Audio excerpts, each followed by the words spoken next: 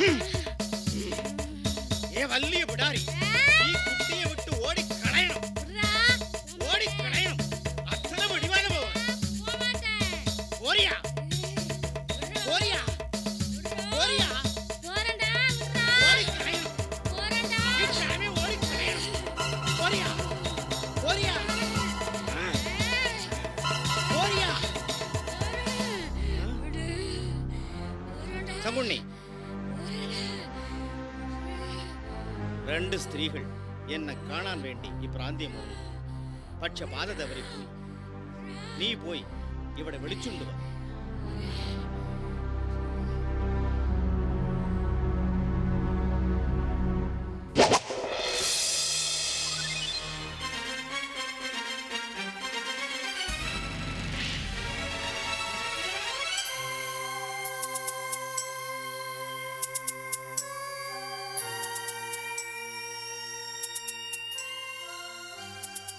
என்னதான் ஆகிடும் என்றே பொழுது கரைய உன்னத தாதுவில் பாஷண தாதுவும் தரணியில் தெரிந்திடும்.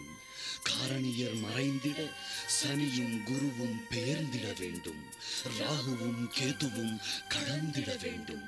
கடந்த கால் பாஷண லிங்கமும் மரகத மாமணியும் பலம் பெறும். கால் முளைத்தார் போல் அவை கைவிட்டு கைவிட்டு வலம் வரும்.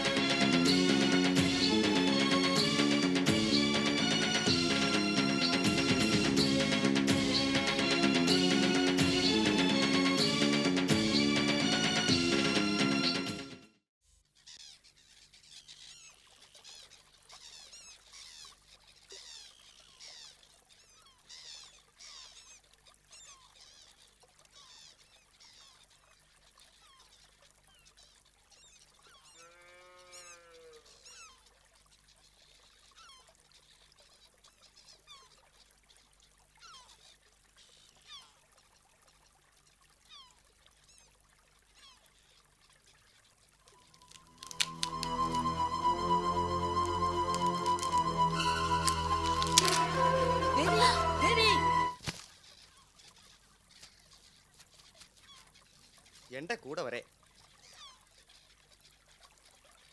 പേടിക്കണ്ട, ധൈര്യമായിട്ട് എന്റെ കൂടെ വരെ. നിങ്ങൾ രണ്ടുപേരും പാത മാറി പോകുതെന്ന് നമ്പൂതിരിതാൻ ജ്ഞാനദിശയിൽ കണ്ട് എന്നെ അനുപ്പിച്ചു. വരെ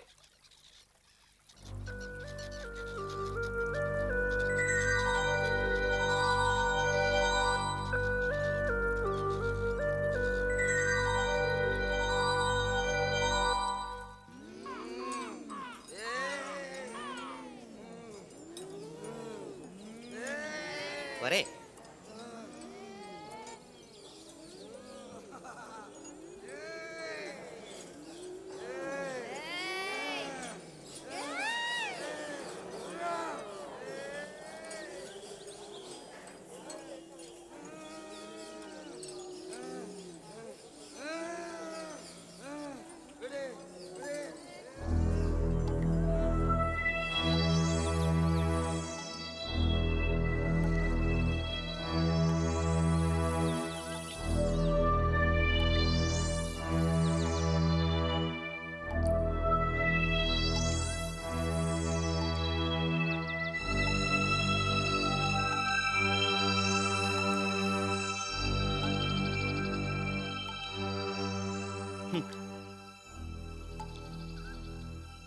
ഇരിക്കോ.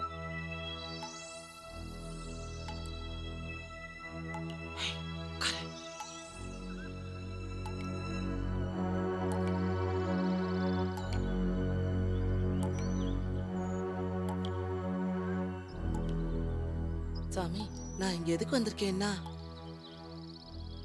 ആ കറുപ്പ് കയറ് തൊലഞ്ഞു പോയി. ഈ മോളയ്ക്ക് എന്തു സമയം മരണം വരട്ടുമോന്ന് നീ പേടിച്ചു പോയി.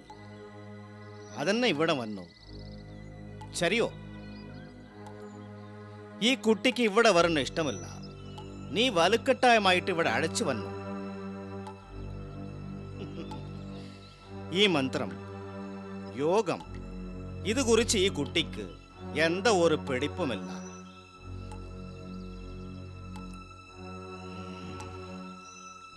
விதி வளர வல்லியது. சாமி, நான் உங்களை நம்பித்தான் வந்திருக்கேன். எனக்கு இருக்கிறது ஒரே மக. அவ நல்லபடியா இருக்கணும்.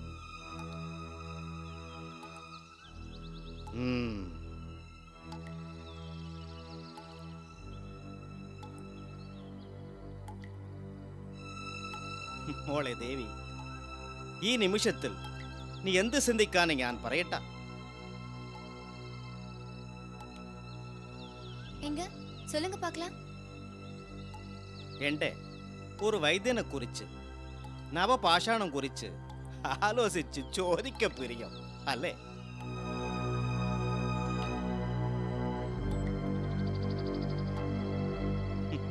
മോളെ, ആ ചിത്തർപ്പെട്ടി അമ്പലത്തിൽ നടന്ന അത്ര കാര്യമോ ദൈവത്തിന്റെ செயல் കേട്ടോ? அப்போ நடந்த கொலைகள், நவபாஷான கடத்தல், இதெல்லாம் கூட தெய்வத்தோட செயலா? മോളെ, ഈ ലോകത്തിൽ എന്ത ഒരു കാര്യമാണാലും അത് ആ ദൈവത്തിന്റെ செயல் തന്നെ. எங்கேயாவது தெய்வம் கொலை செய்யுமா, திருடுமா? It's not possible. It's nonsense. നീ എങ്ങനെ കേട്ടാലും ഏ ഭാഷയില കേട്ടാലും എന്റെ ബദൽ ഇത് ഒന്ന് മാത്രമേ. உங்களை முக்காலமும் அறிஞ்ச ஞானின்னு எங்க அம்மா சொல்றாங்க. அது உண்மைனா பின்னாடி நடக்க போறத முன்னாடியே சொல்ல முடியுமா உங்களால? அதை அறிஞ்சு உனக்கு ஆக போறது ஒண்ணுமில்ல மோளே. சரி, இப்ப அந்த நவபாஷணம் எங்க? அதையாவது சொல்ல முடியுமா உங்க ஞான திருஷ்டியால?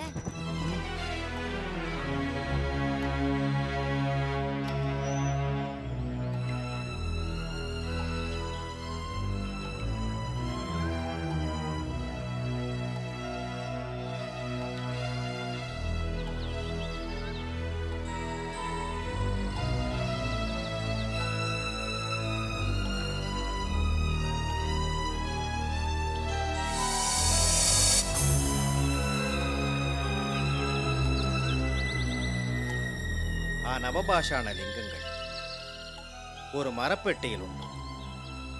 ആ പെട്ടിയോ ഇപ്പൊ ഒരു കടയില. பெட்டி? பெட்டி கடையிலையா? எந்த கடையில இருக்கு? ആ നവഭാഷാണ ലിംഗങ്ങളെ ஒருத்தரும் அடைய முடியாது.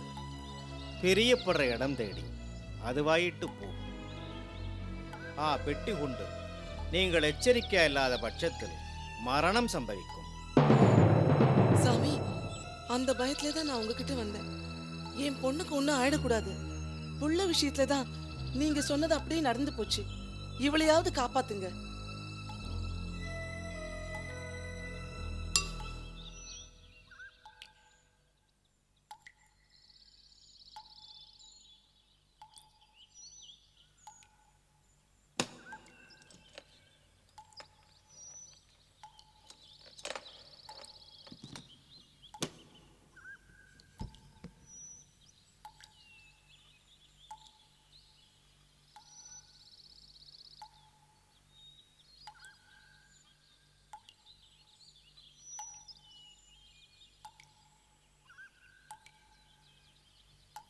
മോളെ വേണ്ട. சரி, அந்த நவபாஷான பெட்டி எங்க இருக்குன்னு கொஞ்சம் தெளிவா சொல்ல முடியுமா? അടുത്ത പൗർണമിക്ക് ഇവിടെ വരും. പിന്നെ നടക്ക പോறது എന്താ, ആ പെട്ടി എങ്ങനെ ആറ് കയ്യിൽ കിട്ടുംங்கிறத ഞാൻ പറയും. நீங்க சொல்றதெல்லாம் நடந்தாதான் நான் உங்களை நம்புவேன். நம்பிக்கை வச்சா மாத்திரமே ഞാൻ പറയുறதெல்லாம் பலிக்கும். நம்பிக்கைங்கிறது அனுபவிச்சாதான் வரும். சார், என்னடி நீ பாட்டுல பேசிட்டே போயிட்டு இருக்க? உனக்கு தான் தெரிஞ்ச மாதிரி. இவர் யார் தெரியுமா?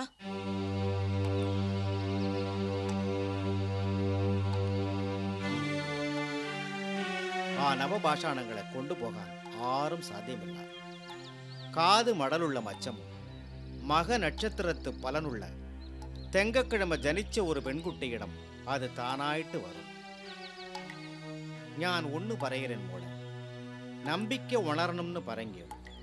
അതുക്കായിട്ട് ഇത് ഇന്ന കഴിഞ്ഞ് 20 ദിവസങ്ങൾക്കുள் ആ വൈദ്യനെ കടത്തിപ്പോയാന കാര്യം നടക്കും. 2 മരണങ്ങൾ സംഭവിക്കും. അതിനെ ആർക്കും തടുക്കാൻ സാധ്യമല്ല. പിന്നെ വരും മറ്റത് ഞാൻ അപ്പ പറയും.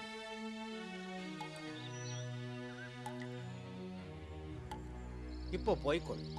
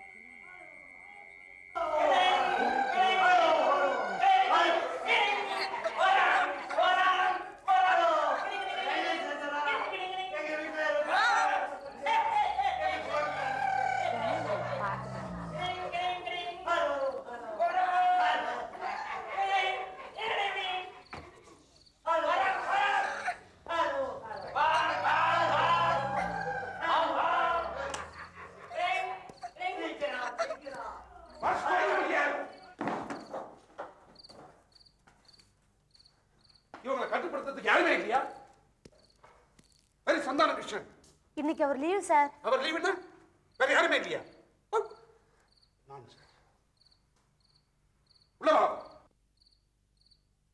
சார், டாக்டர் விஸ்வராம் இருந்த வரைக்கும் இவங்களை எல்லாம் சமாளிக்க முடிஞ்சது. இப்போ நீங்க அடிக்கடி வராதனால ஆஸ்பத்திரி தரிகளை மாறிடுச்சா? நான் அப்படி சொல்ல வரல. இவ்வளவு பேஷண்ட்டுங்களையும் கண்ட்ரோல் பண்ணேன்னு தான். ஆல்ரைட், நாளைக்கே பேப்பரில் ஒரு விளம்பரம் கொடுக்கலாம். புதுசாக சில பேர் அப்பாயின்ட் பண்ணலாம். சார். எஸ் மிஸ்டர் மணி சுந்தரம், நம்ம ஆஸ்பத்திரிக்கு மேனேஜராக வரப்போறான்னு கேள்விப்பட்டேன். யார் சொன்னது? மிஸ்டர் பிரசாத் சொன்னார்.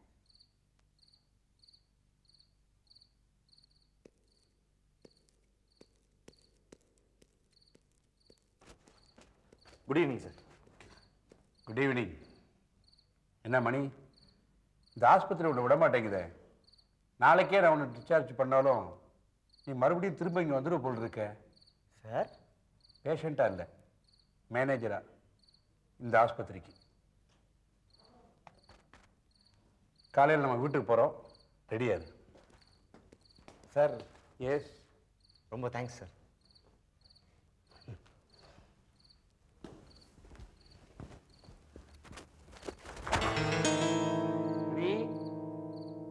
இந்த அவசரம் வேண்டாம்.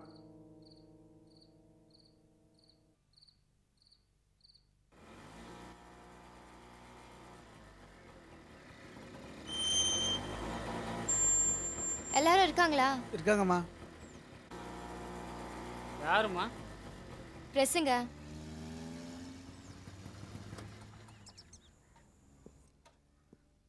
தேங்க்ஸ்.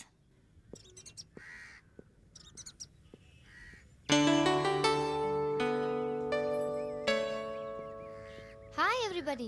வாம்மா. ஹாய். ஹாஸ்பிட்டல்ல இருந்து டிஸ்சார்ஜ் ஆகி வீட்டுக்கே வந்தாச்சா? அது மட்டும் இல்ல, ஆஸ்பத்திரிக்கு போய் அட்மினிஸ்ட்ரேஷன்ல ட்ரைனிங் கூட எடுக்க போறாரு. அப்படியா? Congratulations uncle. உங்களுக்கு என் மனமார்ந்த அனுதாபங்கள். ஏன்?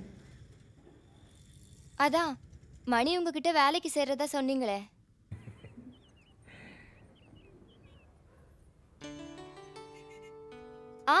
உங்களுக்கு எல்லாம் ஒரு வித்தியாசமான விஷயம் சொல்ல போறேன். என்ன? ஒரே பிரசவத்தில் 5 குழந்தை பிறந்திருக்கும், இல்ல பூனையிடம் நாய் பால் குடித்தது அப்படி நியூஸ் வந்திருக்கும். அதெல்லாம் யூஷுவல் அங்கிள். நான் சொல்ல போறது நம்ம சித்தர்பட்டி சம்பந்தப்பட்டது.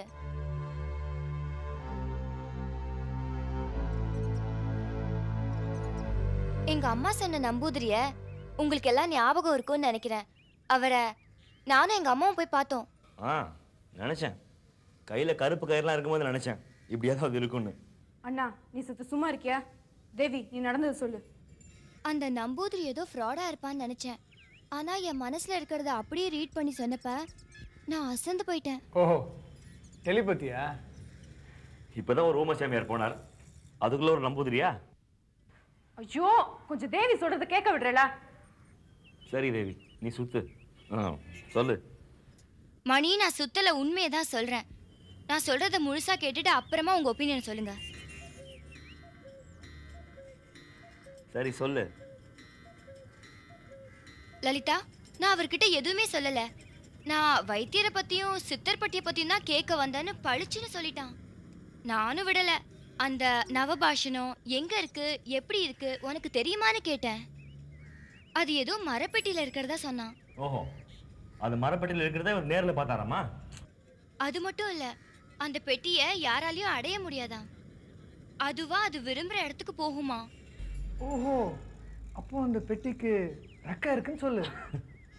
ஆளுக்கு ஆளு கிண்டல் பண்ணா எப்படி? அங்கிள் பாருங்களேன். தேவி, பெட்டி தான் விரும்புகிற இடத்துக்கெல்லாம் தானா போகுதுங்கிறத லாஜிக்காக யோசிச்சு பார்த்தா எனக்கு சிரிப்பு தான் வருது. Correct uncle.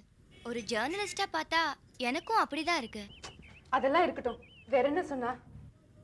அந்த பெட்டி காது மடல்ல மச்சம் இருக்கிற மாசி மகத்துல பிறந்த ஒரு பொண்ணுகிட்ட தான் போய் சேருமா. கேட்கறதுக்கு காது கிடைச்சிட்டா போதுமே, சிலருக்கு ரீல் 70 mm வருமா. வேற என்ன சொன்னா? இன்னும் 20 நாள்ல 2 பேரும் இந்த விஷயத்துல இறந்து போயிடுவாங்களாம். அப்பதான் நாம அவனை நம்புவோமா. நவபாஷணம் பெட்டியில இருக்குன்னு சொன்னவன் இப்போ அது எங்க இருக்குன்னு சொன்னானா? அடுத்த முறை வரும்போது சொல்றேன்னா. இப்ப அது ஏதோ கடையில இருக்குன்னு சொன்னான். சரி, கவலை விடுங்கோ.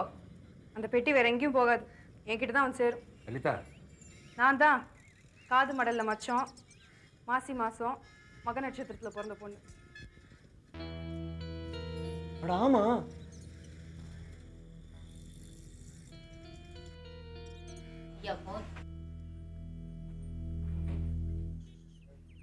ஹலோ ஹலோ, கேர், நான் தான் ருத்ரபதி பேசுறேன். எப்போ பாம்பேலேருந்து வந்தீங்க? இன்னைக்கு தான். போன காரியம் என்னாச்சு? எல்லாம் நல்லபடியாக முடிஞ்சுதா? அதெல்லாம் நல்லபடியாக தான் முடிஞ்சது. ஆனால் இங்கே தான் சந்திரநாத் உயிரை கோட்டை விட்டானுங்க. நம்ம டிபார்ட்மெண்ட்டுக்கு அடி மேலே அடி. I am quite depressed.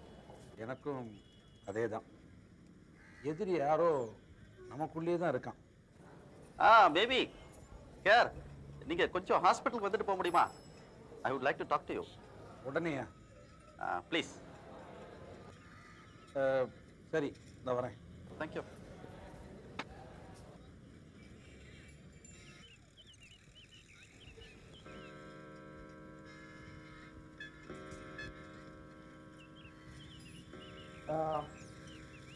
தேவி, நீ அடுத்த தடவை நம்பூதிரியை பார்க்க போகும்போது நானும் கூட வரேன்.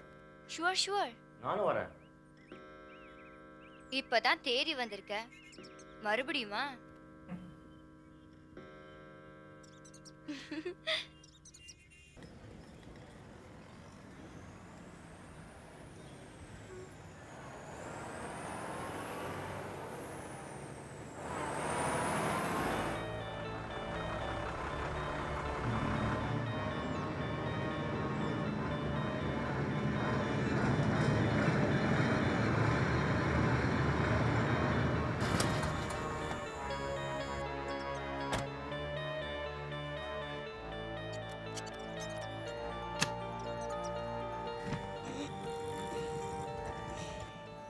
என்ன சார், இந்த பொட்டியோட பெரிய ரோதனையா போச்சு.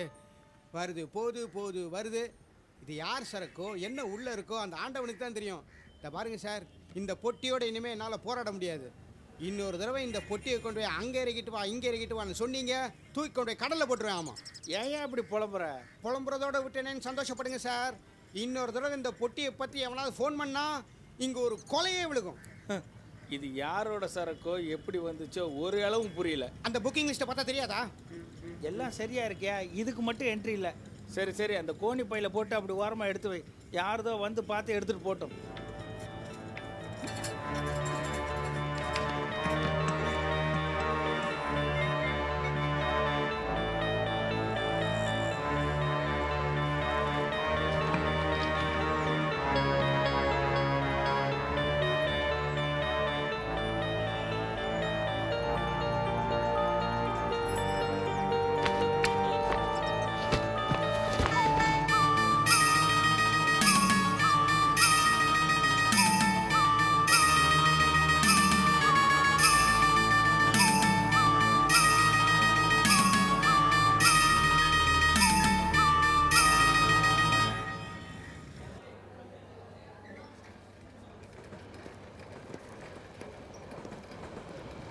என்ன ருத்ராவதி, எதுக்கா என்ன வர சொன்னீங்க?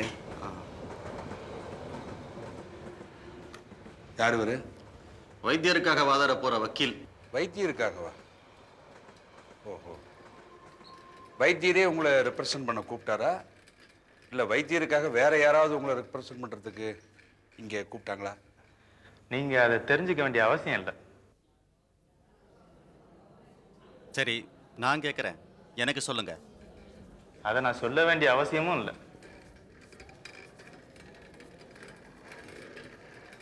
இல்ல, கிரிமினல் தன்னல மறந்து இருக்காரு. சோ சரி சார், என் கட்சிக்காரர் கிரிமினல் சொல்றத நான் ஒத்துக்க முடியாது. ஒருத்தர் கைது செய்யப்பட்டதுனால குற்றவாளி ஆயிடுறது கிடையாது. அதை முடிவு செய்யறது கோர்ட்டும் ஜட்ஜும் தான். அது உங்களுக்கு நல்லாவே தெரியும்னு நினைக்கிறேன். You are Lawrence, IA Lawrence. Mister Lawrence, நல்லா வாதாடுறீங்க. Very good. Excuse us, 1 minute. Sure.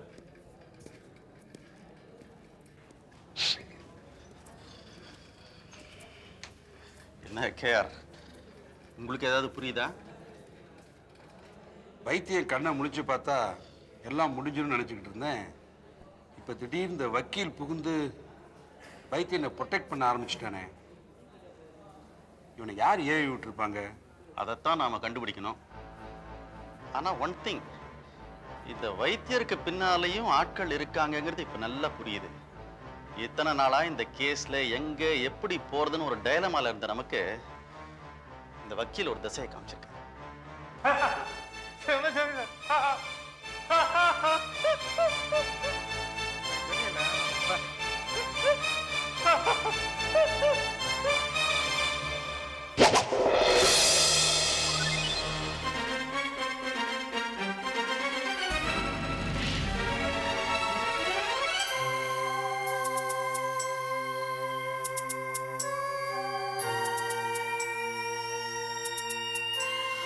கண்டது கனவா கனவன்று நனவா என 9 பாஷணமும் மனத்தே மலை போட்டும் 9 இரவுகள் ஒப்பற்ற திருவுடன் நன்கது விளங்கவே நடைபோடும்.